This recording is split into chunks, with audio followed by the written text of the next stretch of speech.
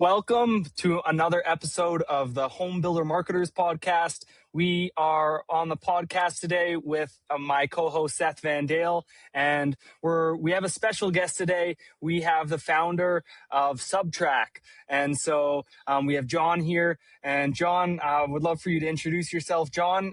I would love for you to introduce your company. I'm excited for this podcast. Every single business needs to be ran with systems and processes. Otherwise, you're just guessing. And so we have one of the smartest guys on here when it comes to systems and processes. And so, John, welcome to the podcast. Yeah, thanks, guys. Thanks for having me on here. Excited to get into it in a little bit. But yeah, I'm actually a former third-generation roofing contractor. That's where I started. I come from a family of roofing contractors here in the San Francisco Bay Area. And I spent 15 years helping run my family's business, my commercial roofing business. And in my time there, I just realized how difficult it is to run a construction trade business. There's so much that you have to track, whether that is running projects or hiring people or making sure the operations are just running smoothly. So it's always nice to get a bit of help with that. And, I got hooked up with a coach in my time, and they really stressed how important standard operating procedures, systems, and all those sorts of things are to being able to clearly communicate to your staff your expectations, your standards, all of that good stuff. So we implemented those in our company, and I saw how much of a difference that made. And so that's what led me to create Subtrak, which is a software platform built exclusively for the construction industry. And we help contractors define how work should be done in their business, and then help them track that those standards and expectations are actually getting followed through on and carried out on their jobs and in their various departments within their company. Amazing. How many SOPs would you estimate you've helped create in your time with Subtrak so far? A ton. So we work with contractors, and I kind of oversee some of that. But we also have an SOP template library. Yes, on our website. That's free for the public to go check out, for people to get ideas about what SOPs that they could build for themselves. And so that has over 1,000 different collections of SOPs, 1,000 different processes for different trades, including home builders, including general contractors, and pretty much every trade you can think of. So I've been involved in quite a few. I'd probably say it's probably over 10,000 or so at this point. So it's a lot of SOPs, man. Yeah, we're in it deep here. We're trying to provide some value for people, but and that can be tough for contractors, right? These people they know how to run a construction business. They know how to swing a hammer more than they know how to create a standard operating procedure. So that's kind of where we're trying to fill the gap for them and make that easy for them. Well, we find there's typically, not to generalize too much, but there's typically two types of builders. There's a guy that has the background in construction. He knows how to swing a hammer. He doesn't know the business side. And he's not the best when it comes to what the heck is an SOP? All I know is how to frame this dang house, Yeah. And then there's the other guy who's all business and sees the money that can be made in the building industry. And that guy, he also isn't really great with the SOPs. He might be good at systemizing and see the value in that. But when it actually comes to how to swing the hammer and the proper way to do it, he doesn't have that knowledge. And so both sides of the coin need to have standard operating procedures. And one of the biggest things that I see is that if they have them, they're not using them. And if they have them and they're using them, they're not easily found. And that's exactly the problem that Subtrak solves, right? And so I'd love to dive a little deeper. So let's add some value to the listeners. Say there's a home builder, okay, and he's stuck at say $2 million a year, $3 million a year. He's doing 2 to 3 builds, but he feels overwhelmed. And partly the reason why he's overwhelmed is because he's not able to have standard operating procedures. What are you going to tell that guy? How can you help him? And what advice would you speak to that person right now if they were listening? Yeah, well, I think the biggest thing that person would probably want is some help, right? Yeah. It's really not about having a ton of standard operating procedures. I mean, I tell people all the time that I could wave a magic wand and give you a binder full of standard operating procedures, but that might not really help your business all that much, right? Mm. Construction is stressful, it's chaotic, it's constantly juggling customers and finances and projects and employees and their wants and needs. And so what you really want at the end of the day is a reduction in chaos in your building, in your company, so that you can build a company that is sustainable and you can work on your company, not in it all the time, right? Mm-hmm. So for that person, they probably want some help. They probably want a project manager to oversee some of their projects. Or maybe a lot of times at that stage, you need a dedicated field superintendent that can kind of oversee the projects, be on site, actually hold your subcontractors accountable to that sort of thing. Maybe it's you want to bring an office person in to help you with some paperwork.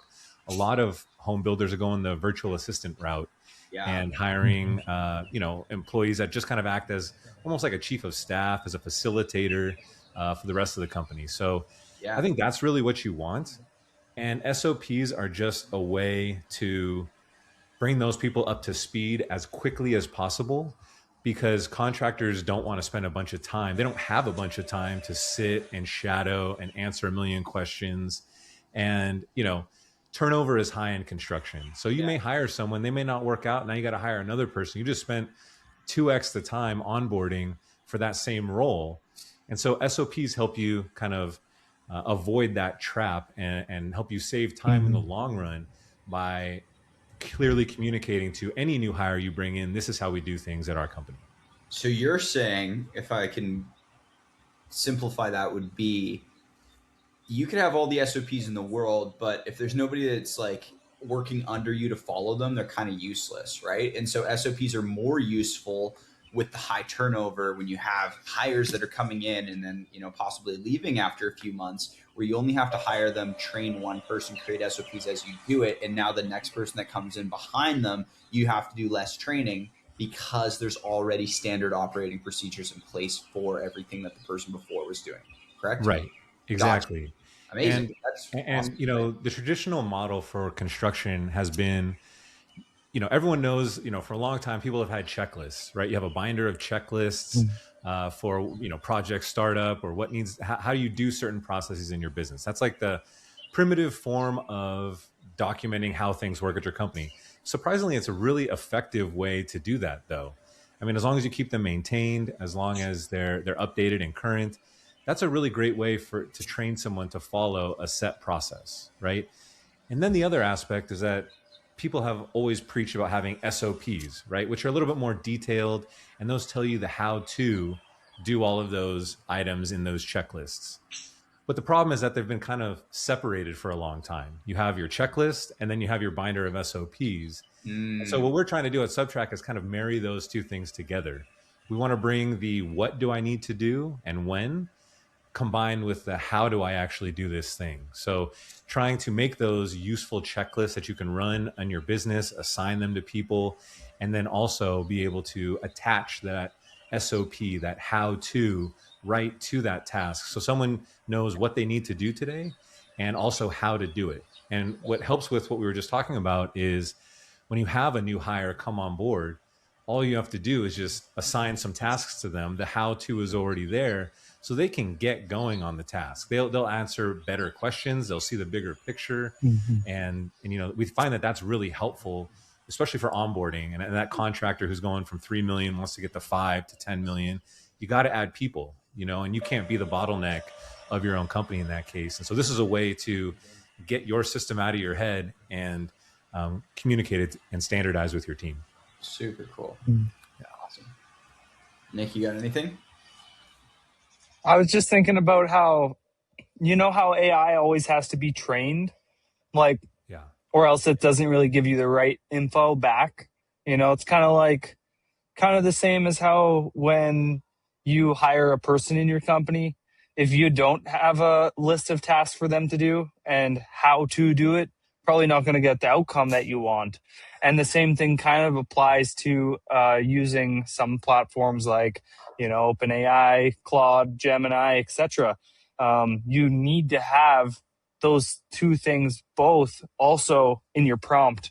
Otherwise, what are you going to expect? A great output with a subpar input. You know what I mean? And so I feel like it's so relatable with AI and people, and how companies run. I don't know. And then I was just thinking about how possibly with all of the SOPs that you have, how you could probably have the greatest if you put all of them into like one system, into like a Claude. You made your own Claude bot with every single one that you've ever made, and it puts it in there, and now you have like a master. I don't know. I don't know if anybody could say they had done 10,000. You know, like if you put 10,000 into your bot, and now all of a sudden you had like the ultimate OG.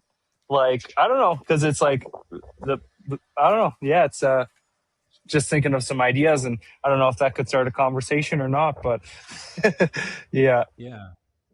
No, that's a good point. People are often turning to Claude, ChatGPT to write their SOPs, and it's not bad because it takes time to write SOPs, and no one really likes doing it, right? I mean, very few people. I mean, I've written a lot of them, and I can't say that that's my favorite thing to do in the whole world. And that's what we're trying to do is make it easier, and AI tools make it incredibly easy to write SOPs. But exactly to your point is they can often write generic information that is maybe for your trade, maybe it's not right for your trade, maybe it's not right for your climate where you work, you know, maybe it's not right for the size of your company, maybe it's overkill, maybe it's underkill, maybe it doesn't use the terms that you use within your company, right? So it's really important to not just, you don't want to just make templates that, you know, theoretically anyone could follow. You really want documentation about how your business works, about your trade, or your size or your goals or your staff that you have. You know, it needs to be tailored to that. And, you know, like to your point though, Claude, I mean, I use Claude a ton. That is probably the most useful tool for kind of organizing all of that, right? And keeping kind of a, you know, having information to draw from for your company. And that's kind of what we're trying to build as well, is a, you know, the more documentation you have, the more accurate it is, the better outcomes you'll have when you're creating that next SOP, right? We're using the same terms, we're using the same trade, the size of our company, automatically delegating it to people, all that good stuff. So yeah, you're exactly right. I mean, it does no good.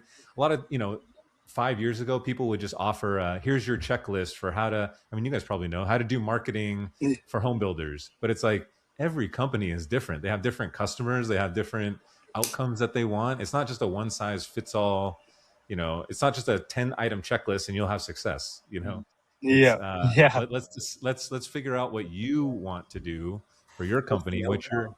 what's your outcome, who's your target audience, all that good stuff. And so, Yeah. yeah, super important to get it drilled down like that and customized to each contractor specifically. Okay, I'd love to break down, in your opinion, first, what is the best way to actually create this SOP? So we've talked about using Claude, but like, you know, is it best to make a video? Is it best to write it down? And then I would love to go into what are the main parts of an SOP that are like the most important. You know, like how long it takes, who it's for, you know, like how much should you put into one of these? Right. Yeah. Right. So I think the best place to start is just the thing that everyone has, that thing in their business that they're tired of telling the people to do over and over again, or tired of, you know, in our case, kind of tracking that they don't know the status of this thing, or they want to really systemize that part of their business. So identifying what part of your business to start with, creating SOPs and checklists for, is a little bit more of an art than necessarily a science. But I think every contractor can kind of feel it in their bones of like, what's that next thing that I need to just like make sure that so-and-so does this all the time or that all the time, you know? So I think that's a great place to start, because that's the thing that keeps you up at night. That's the thing that you're going to lose sleep over. And once you kind of get that off your plate, you don't have to worry about it anymore. That's one less headache that you have to deal with. So that's always a great place to start, where you can eliminate those headaches or save some money in your business. So one of those two places where I'd start. As far as what to include, videos are always great. The problem with videos, though, and I'm sure there's going to be great AI tools coming out that can do this, but is the translation, right? A lot of contractors deal with a Spanish-speaking workforce or a workforce that doesn't speak English 100%. So making a video may be tough for them to follow. So when you make a standard operating procedure, you want to make sure that whatever platform or vehicle you put it in can be translated to many different languages. So written, we find is really good. Diagrams, pictures are always, worth 1,000 words, as they say.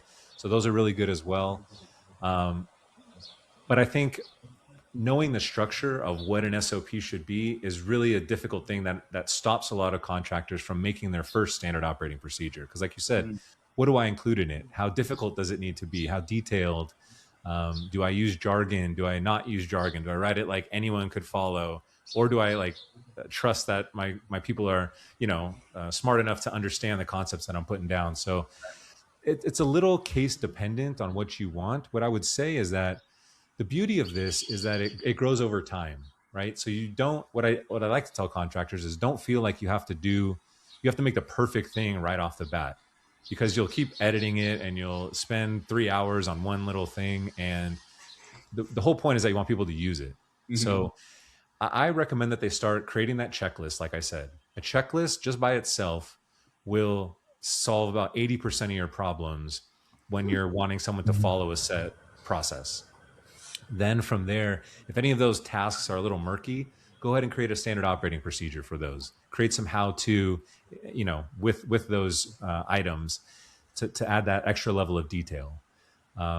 What we've done in Subtrak is we typically in our platform we have an overview, which is like an area where you can just kind of put what this task is about, general information, maybe what tools you need to do to complete this task, what software, what safety precautions, that type of thing. And then step-by-step instructions on how to do that task. Step 1 is this, step 2 is this. And you can put screenshots, you can put videos and things like that. But however you want to build them is kind of dependent on what the task is.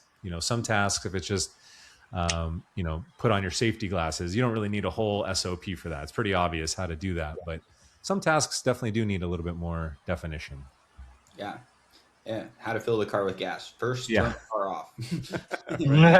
Although you'd be surprised how sometimes there's some really boneheaded mistakes that get made when people are tired and have never done something before or forget the common sense at home for the day. So yeah, a lot of funny things. Yeah, that's awesome. Yeah. So okay, first SOP that you should create in any business. What do you think it should be? I think that it should be how you start up your projects.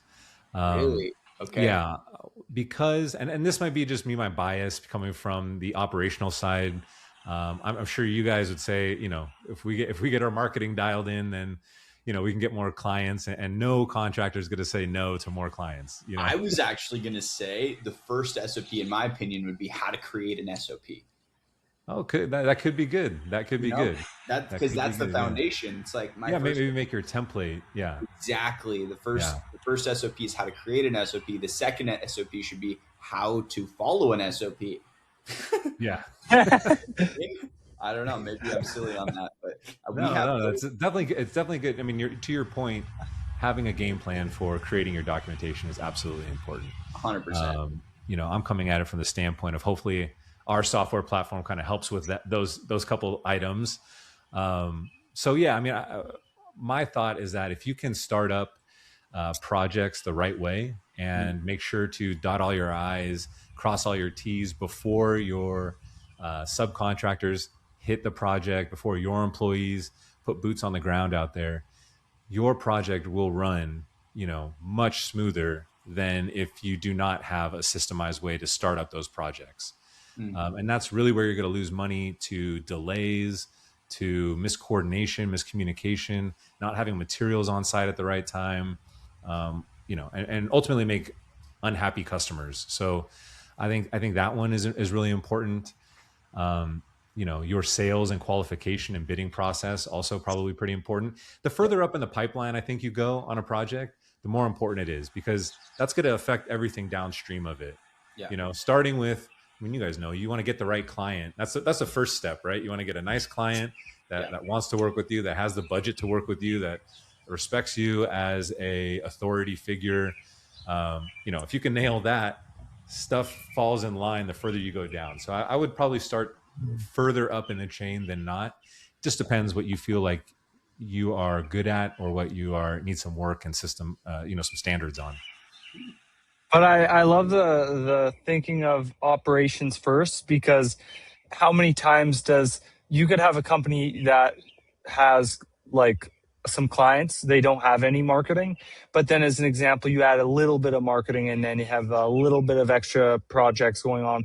They have no operate, like they have nothing actually documented, and now they create huge chaos. It doesn't even matter if they're $500,000 business, $1 million business, or a $10 million business, because I've seen every single one of them from the marketing angle. They market a little bit. They don't have anything documented. They don't understand who's okay. Well, if I'm going from 5 inquiries a month to 40, okay, who's going to phone this? Who's going to phone these people? Because now I have more projects, and I'm trying to solve the people problem. So then, if you don't have that stuff documented, I would agree. Like marketing, I feel like would actually be down the list a little bit, because if you market and then you don't have a good delivery, then you're pretty much a scammer. You know what I mean? In a way, as a company, you know what I mean? Because it's like you can't be selling more of a project if you're not doing good delivery, or you shouldn't be. So you should deliver fully what you have on the go. And so I just noticed construction is also a business that creates huge chaos, because people will, if their systems aren't right, you can't be guessing in this game, of construction, because labor is expensive and materials, they're expensive. So you better have a good return policy if you make a mistake. Yeah. Yeah, absolutely. Yeah, if you just work on constantly getting a bunch more clients, but you're turning around unprofitable projects, you're just going to go out of business faster. So, Faster. Yeah. you got to make Yeah. sure that, like you said, you don't want to be a scammer. You want to have a good product that you're putting out there. So I kind of tend to lean to that first, and then worry about adding more top of funnel and things like that as you go, for sure. Yeah. Yeah. Yeah, that's good. That's a good. I have a question. And I don't know if this is about more about chaos. I just know so many companies that run a chaotic business. I just, and it doesn't matter the level, right? It's like, and from my perspective, it really doesn't, because any size of business could have chaos, right? If somebody has chaos and they don't know what to do, what would you say would be the first step from your perspective? Because because it's a really open-ended question in a way, because there's like company owners, they're running a $10 million company, they got lots going on, they got lots of employees, but they don't actually give their the accountant what they need on time, which is very important, because they're running, they got to have their numbers in order. They can't forget about the little things, and the little things are the big things, really. And so I don't know if that's kind of a open-ended or a weird way to ask a question, but I just know so many businesses that feel chaos. And where do you think would be the best place for them to reach in a chaotic business? I think that's a good question. I think construction is just inherently chaotic, like you said. You're trying to provide a product for, most times, a fixed amount of money with unlimited variables that could happen along the way, right? So you sell a job to a customer, and construction is a lot relationship based. It's trust based. You want your customer to give you a good review at the end of this. You don't want to scam them. You don't want to cheat them. You don't want to get a bad reputation, because you want more good customers. So you feel the pressure to deliver that project for the price you quoted. But things like weather could slow you down. Things like material increases. During the pandemic, material sometimes doubled in cost, and that's a huge hit to any contractor who is on a fixed price contract, right? Labor comes, goes. You're trying to juggle all of these just inherently chaotic variables at all times. So probably the best way, and it seems like the chaos, the closer you get to the job site, the more chaos there is, So I would say, for a contractor looking to remove themselves from the chaos, would be, get some leadership underneath you to kind of handle some of that chaos in your stead. And the further away you get, I know a lot of, contractors who are 50 million plus companies. They don't seem like they're dealing with much chaos from their, vacation home or on their boat fishing. You know what I mean? But the people who Yep. are in it on the day-to-day basis, it is a chaotic industry. It's really tough. So I don't know if there's a good reason for, or, a good way to not feel that chaos, but I would say a lot of yoga and a lot of calming breathing sometimes, and just go for a walk occasionally and help that heart rate come down. But I think anyone who's ever really been in it, it is what it is sometimes. And you got to adjust your outlook, I think, more than anything, Yeah. and get your mindset right. Because if you Yeah. get bogged down by things going wrong, it's going to eat you up.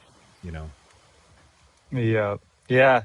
That's absolutely true. You're either in it for the long run, or like you either how do you say, you either push through or you don't in those chaotic moments. I just the reason why I say this is because all the people who I think of who have chaotic businesses, I bet you don't have one SOP, if I'm going to be honest. All the companies that I am looking at that are chaotic, they don't follow a process. Their sales guys do whatever they want. They get the business, but like, it's pretty like, there's not that much, there's no process really. There's a little bit like, hey, here's what I do and let's roll with it. But like, Sure.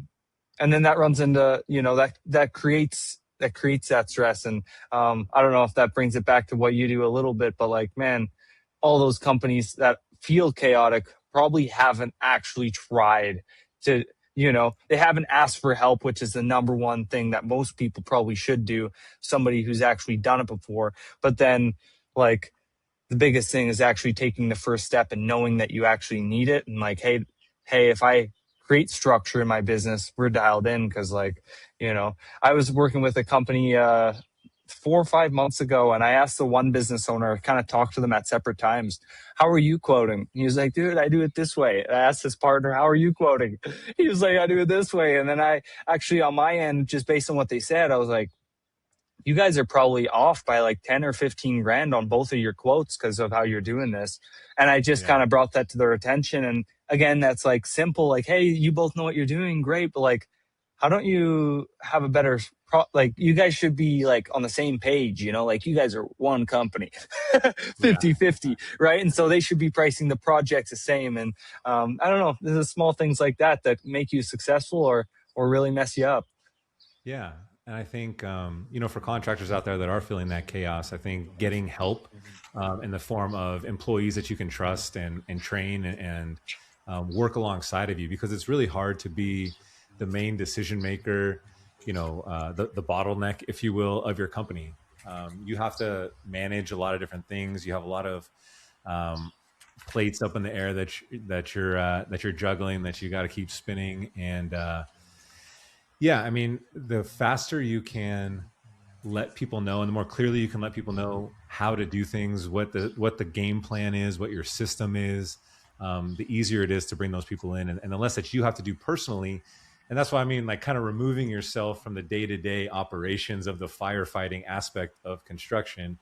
If you want that for yourself, the best way to do that is to just get people to kind of backfill those chaotic spots for you, and help them, more like mentor them, so that you're not feeling that, you're not the one doing all the things.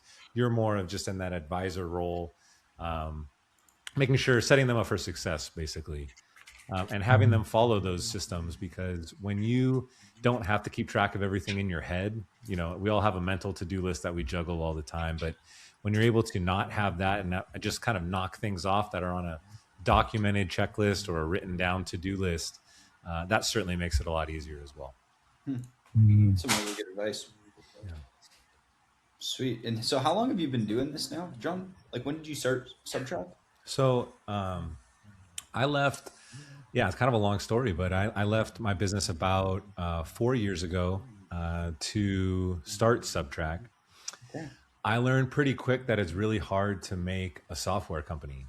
So You can't just vibe code it in a night? yeah, no, I mean, even then I didn't think there was vibe coding. That's pretty recent. But yeah, I wouldn't recommend trying to vibe code a whole company. I mean, some people I'm sure out there can do it. But I've been studying contractors, working with contractors. This is a problem that is not just already solvable, right? We're not creating like the next Procore, the next job trend, the next builder trend or anything like that. So it was kind of a template that we couldn't just copy Yeah. and repackage and rebrand. And that's not what we were trying to do. We were trying to create something original. So work with a number of people. Actually, for like 4 years, we've been working on Subtrak in various stages. The most recent iteration, the one that's available to sign up for now, we've been working on that for a year. So um, that is kind of the culmination of those kind of first 3 years worth of work, learning, understanding, talking with a ton of contractors, Yeah. learning exactly what they need to be able to create systems faster, easier. And then the key point to all this is being able to track and see that people are carrying those tasks out the right way. Because if you don't really have that visibility, you can kind of spend a lot of time making these SOPs, You and it's don't like know. there's no carrot at the end of the stick. Yeah. You Yeah. need, like, it's a slog to make some of this documentation. Sometimes you got to set aside an hour and just knock out a couple of checklists. But once you do, if you can see that people are following it, you're saving 10 hours a week from that point forward. So it's worth it to take a little bit of time up front. Sharpen But the axe before you swing. Yeah. exactly, Yeah. exactly. And so we spent a lot of time refining the tool to make it as easy as possible to get contractors, creating those checklists and SOPs, and then really being able to use them in their business. Yeah. Now you were talking to me about a partnership. I don't know if you want to, expand on that a little bit, but Nick's wearing a hat right now with a company that you're talking about. Maybe doing a cool integration with. Do you want to go into that? Yeah. Well, we were always, I would say in general, we're always willing and looking to develop partnerships. That's why I'm happy to be here. We're developing a number of partnerships with various coaching companies. Seth, we met at the Association of Professional Builders Yeah. event in LA. And I mean, JobTread is a really up and coming company, and I think we're available on their marketplace as a partner of theirs, and always looking to build out integrations where contractors will be able to pull up SOPs documented in Subtrak right in the tools that they already use, whether that's JobTread or Company Cam, things like that. Yeah. Yeah. We're actively looking at developing more integrations for those types of with those types of companies, and so we'll be working with our existing customers to see kind of what they want and what would be helpful to them first and foremost, and then looking to expand from there for sure. Let's go, man. And so Yeah. you're looking for a native integration into JobTread where you can simply just attach an SOP directly to the task, correct? Exactly. So JobTread, has a scheduling tool, has to Yeah. dos for their team. So the idea would go something like, when you have these templated schedules in JobTread, you want people to know how to do each of those tasks. You'd be able to click on a link in JobTread and open up that SOP right inside, link it right to Subtrak, open up a new tab in your computer or on your phone, just really easily get to that information. Yep. With a click. So Amazing. That would be so valuable. I know so many of our clients that would absolutely love that. That would save them a lot of time because then, alternatively right now they're either held in a Google Drive or a Dropbox, or, God forbid they have them like physically. It's like they're sending them out there that way. Very easy to get lost. Or third, maybe they're using a company like you or somebody else and they have to go externally, right?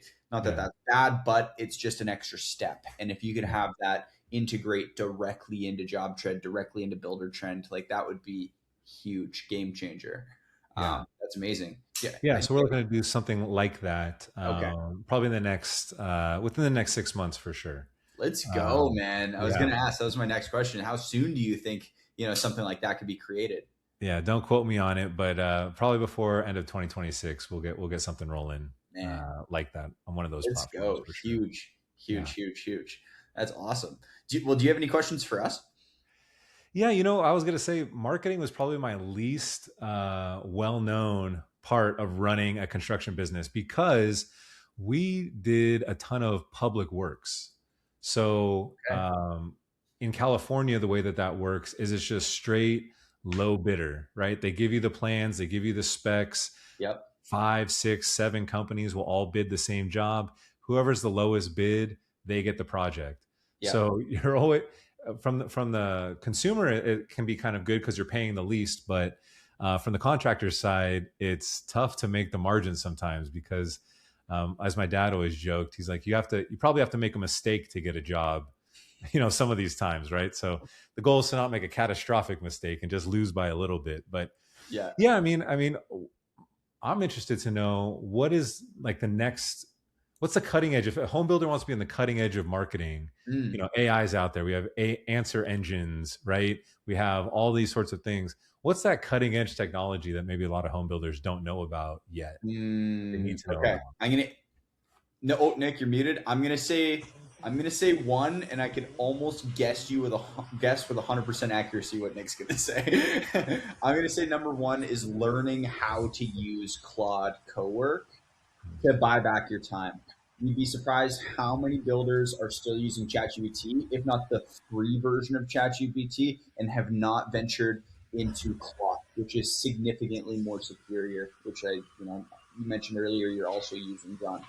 Yeah. And so Claude, that simple switch is a game changer. Learning how to use Claude to its full potential, you can do so many amazing things.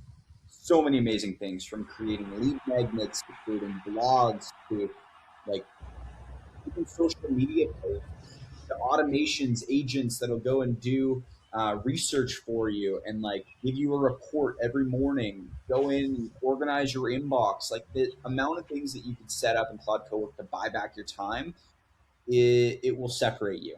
And you might not see it immediately, but over the course of a year, you'll be able to get more done. And Nick, I'll let you say, what's the cutting edge technology right now that will separate a builder? Well, the number one, the relationship over everything, that's so keep it stupid simple, get stupid good results. I mean, that's always a good way to put it. But the most exciting thing is yesterday, OpenAI ads was launched. So OpenAI is ChatGPT ads. But I'm like everybody who is like 50 to 60, like 40 to 70 years old, they use AI. It's ChatGPT, right? It's like 99% sure. And 99% of them all have the free version.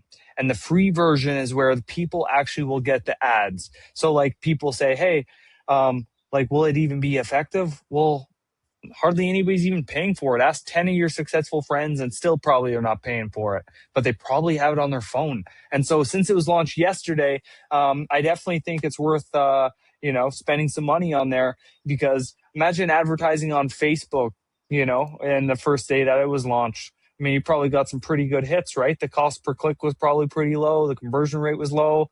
I mean, so now we're on day 2 of it. So I'm going to keep probably screaming it from the rooftops. Like, you should probably launch an ad on there for $25 a day. Cause, if you don't, you'll never know. And if you're first to the race at $25 a day, you pretty much can't go wrong. You must try it. And, I It's not can't going to even get give any you cheaper, proven huh? it's not going to get any cheaper. Yeah. And you know what? I'm saying that from a place of, I don't even know what the results are yet, because it's only been one day, right? But all I know is that It's cutting whatever edge. is undersaturated and cutting, yeah, that's a cutting edge. I'm excited for it, and I'm optimistic that that'll probably have some good power. People are searching, hey, how do I do this for my house? Dude, you don't need that to fix that in your house. You should buy a new one from this guy. you know, uh, who knows? Because people tell their AI everything. Hey, I hate this house, and they're like, oh, you hate this house so much? Like, this guy can build you a new one, or this company, Yeah. and he's showing up in the ad, and who knows? There's a lot of different ways that it could go, but it's worth a try. Nice. Nice. Yeah. Yeah. Yeah. Why fix your window for $200? You could just buy a new house from this guy. Yeah, come on, let's go. What's like Yeah. a tried and true marketing method that like you guys have seen that's just like you have to be doing this, otherwise you're not even really in the game? Is it the website? Is it Facebook? S- Is there a I one would size say fits all? Maybe I don't know. SEO. I would say SEO because then you show up on the AI engines, and that's a really good long term. It builds equity. And then paid ads is really good for buying attention for people who are on Facebook and Instagram. But then realistically, the reason SEO and paid ads is because SEO keeps you number one. So you're building equity in something that's going to constantly bring you traffic, whether, with ads, if you stop it, your traffic's gone, right? But then the biggest thing is having a CRM and actually having a strategy to cover people up and stay in front of them, email, SMS, and being strategic. Like you don't want to get your SMS blocked because you spam somebody 10 times. You want to strategically hit them 6 or 7 times a year. You're emailing them every week and you're building a relation, because it's a funny thing when people come and talk to us. They're like, hey, like, does this work? It's like, absolutely, this works. How quick are you looking, need a build, They're like, I need this right away. It's like, the fact here is that even if we generate 200 leads, and let's just say 50 of them are really ready to buy, they want to buy, but they're going through their process, right? They're going through the journey of buying, and you follow them up, and then you know what I mean. You have the emails, you follow them up, they get your retargeting ads. You actually spend the time to like get to know them, and you actually care, and you do it in a strategic way. People will do business with the people who they believe care the most about them also. And so a lot of builders want to grow their pipeline, but they don't have the system or process to, hey, is somebody going to phone these leads? How often? What are the emails being sent? And how are you actually going to build the relation? I like to put it in this framework. If somebody was to, like, I'm married, but if, let's say, hypothetically, when I wasn't married and I wanted to get a girlfriend, I had to be strategic how I was going to get that person's contact. I'm going to get their contact. I'm going to follow them up, take them on a date. And there's a lot of steps where you can, be like, oh, I want to, marry this person, let's say hypothetically. But building a house is the same thing. You're actually marrying that person for the length of that build. And you want to make sure that goes successful, because if it's not, I mean, your life's going to suck. It's going to cost you more money than you thought. It's like almost, so that you gotta be willing to put in that time and energy. And those are the builders who actually win. They advertise hard. They advertise when it's good. Their pipeline's full. They accept the right work. You know what I mean? They have the right process for their marketing, because if you just post on Instagram and you don't run ads, if you're only getting 200 views and your friends are liking it, you're probably not going to get more business, right? So you need to kind of work all of the channels together. And sure, you can have success just on one, but it's really about fundamentally putting them together. Because when somebody searches somebody up, they're very smart. Everybody's very smart. Their red alarm bells go off in their mind right away if something feels off. So having a website, having those reviews, having reviews that goes back years. Like if you've been in business 30 years and you have reviews from 10, 15 years ago and you're still rocking it today, that looks incredibly great to the customer. If your Facebook's 10 years old, and it's not so that age part of it, and then still in business and marketing and having a good reputation, that's killer. But then let's say for a newer company, it's really just about, crossing off all the boxes in a way, because you want to post to social media, run the ads, have your emails going out to the people who have inquired in some capacity, the people who are in your network. And so the larger of a base that you can build this network of people who you're constantly adding value of, and you're the authority in their eyes, the more builds over time that you're going to get. But it's really like a momentum game. It's not like it's if that makes sense. Just because custom builds, I just got off the phone with one lady and she's like, yeah, we only build 1.5 million plus.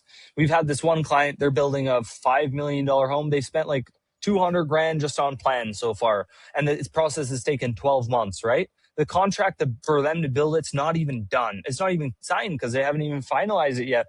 And you can just see how much energy it takes to actually, get some of these projects off the ground. Because it's, construction's not buying a Kit Kat bar. I mean, or, even buying a car. I mean, you can pretty much trick somebody into buying a new truck. Hey, it's just going to be $1,500 a month. Let's roll, but a house, I mean, you're talking about 800 grand, $1 million. Remodeling is a little different, but yeah, the relationship, man, like having the attention and actually having that care and authenticity to build the relationships, those companies crush it. And all the other ones, in my opinion, they eventually burn, because I mean, a good business is there to serve and both parties win, And so from my perspective, that's what's dominating in the market. But sorry, that might have been a little long-winded, but fundamentally, you got to have the attention and nurture those contacts. And I feel like in today's day and age, a lot of people are getting lazy there. It's like, oh, if they're, you know what I mean? If they're not ready to go right now, then I don't want to talk to them. It's like, well, only way you're getting them from A to B is if you actually help them solve those problems. Land, financing, what do you all want? You want stuff from Italy? Well, and actually willing to take them through the journey. When a lot of the times to build a relationship, it's giving before you take. And a lot of people want to take before they give. And that's just not really how it works. Yeah. That's true. That makes a lot of sense because, you're buying something like you said is $1 million, $5 million. You want to know that the person that's building your house is listening to you, right? If they're not listening to you, they're going to waste your money. They're going to build something you didn't really like. They're going to convince you of something that you didn't want to make it this way, or the finishes aren't going to be quite right.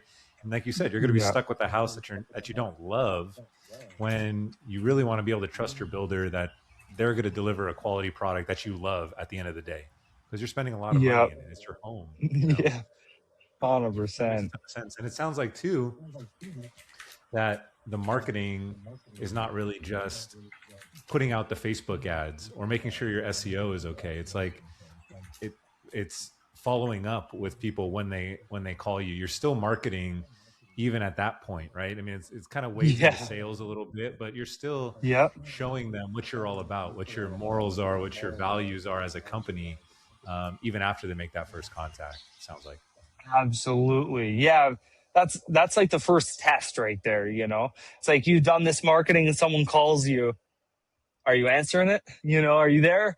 When I bet you if we put out a list of 20 companies and we used a local phone number and phoned 20 construction companies, I bet you 10 of them wouldn't answer. And so it's a real advantage just by having that simple thing in your business, answering the phone. And a lot of times people, they're trapped to something that they can easily delegate. Answering the phone, somebody else could do that. The first call doesn't have to be them, Yeah. And so. Yeah, there's even a lot of AI solutions out there now that will answer the phone for you, so it's kind of low cost options. So it's almost like no excuse to not pick up your phone these days, Yeah. Maybe we'll have that'll. Seth, I know we talked about it. We need to have a collaboration on we'll create a Subtrak process or a checklist for what to do after the customer calls you to keep, to really hook them in after you've already placed the ad. They're interested in you. What do you do at that moment right after that? Because it sounds like that's really a make or break time right there. Yeah, that first 5 minutes is most important. Your chance of contacting the lead and getting a booked appointment, contacting them at minute 5 versus minute 30, it drops off more than 8x in that little short time. It is a very important time to contact them within 5 minutes. Otherwise, like you're basically just like throwing that lead out the window in a sense, and if you're waiting more than 30 minutes, if you're going an hour, 24 hours, multiple days, the chance of you closing that deal, the chance of you even getting in front of that lead just significantly drop off. That was what my was like. The importance of contacting a lead within the first 5 minutes is crucial. Yeah, well, I mean, that kind of speaks to how quickly you'll answer their phone call when you're working with them too, right? When people have a question or they have an emergency, this guy calls me back in 5 minutes. I'm still waiting 2 days for this person's call. So that subconsciously kind of sticks in someone's mind, I'd be willing to guess. 100% it does. Yeah, it portrays a level of professionalism. If somebody's inquiring with you, especially through your website, they're likely inquiring with your competitors.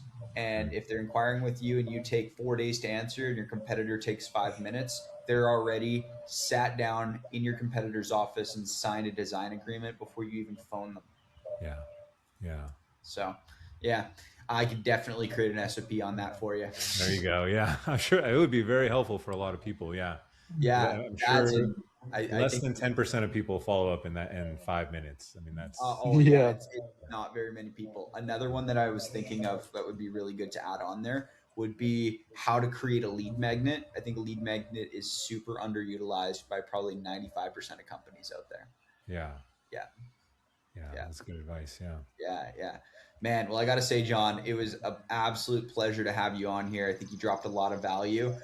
Where can people learn more about you? Yeah, well, you can find us at subtrak.com, Okay. subtrak.com. You can book a demo if you want to talk about your business. I'd be happy to just talk about where you're at, see if SOPs and systems can help you. I bet they can in some way. Yeah. But yeah, we have a I blog on guarantee there as you they well. can. Yeah. I guarantee you they can. If you're feeling chaos, then you have to. And if you don't, then don't question why you're feeling chaos. You just Yeah. swim in it and enjoy it. And then when you're tired of swimming in chaos, then make sure to give John a Yeah, give call, me a call. book a Yeah. demo. Yeah. More than happy to speak with anyone out there. Yeah. Amazing. Awesome. And you're just saying you have blogs on a lot of this stuff too. Yeah, we try to keep that current. We've been focused a lot on building and improving the app, but we have some good tips and tricks on how to create SOPs, where to start, how to conceptualize them, things like that on our blog, which is on our website as well. Amazing. Cool. Yeah. And you also have a free, like you said, you have a free library of SOPs that people can just go and take for free, right? Yep. Also on our website. So you can search there. You can go to the home builder tab. We have it for every department of your business, whether it's HR or accounting or project management, operations, whatever you can think of. We probably have something on there for you. So it's a great way to get started, see what an SOP kind of looks like, what level of detail we recommend that you have, and all of those are also available within Subtrak as well. So if you decide to go with the software, you can import all those for free, customize them, make them your own, and have a great place to start from. So Awesome. Well, thanks again for joining us, John. And thank you everybody for listening in. Again, if you want to get a hold of John, you can go visit what was it, subtract.com? Subtrak.com. Yeah. Subtract.com. Awesome. Thanks for tuning in. Make sure that if you're watching this on YouTube, Spotify, Apple, you save this so future episodes get promoted to you. Thank you so much for tuning in.